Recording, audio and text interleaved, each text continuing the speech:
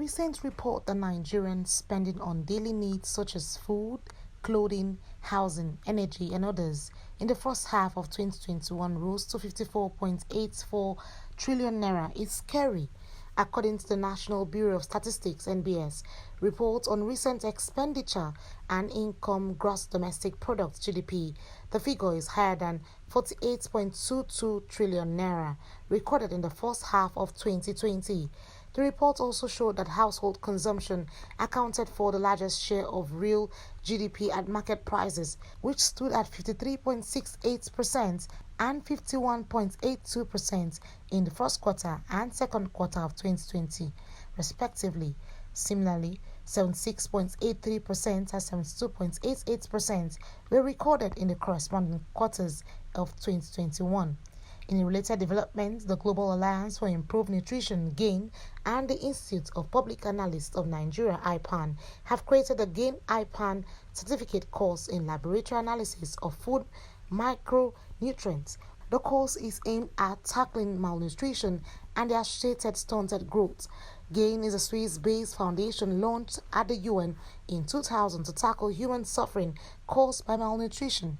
According to UNICEF, Nigeria has the second highest burden of stunted children in the world, with a national prevalence rate of 32% of children under 5. We call ourselves the Global Alliance for Improved Nutrition. And like I said, the Alliance part is really important to us because the problems that we face in terms of how we transform our food systems is multiple and it's deep. And it's not really something that one sector can fix. Government has a strong role to play in setting the rules, in making sure that the playing field is level, in bringing government investments. But really the people who are going to invest the most in this is the private sector. And so the government has to work very closely with the private sector to ensure that their investment is targeted towards improving nutrition. But also the people are an important part of this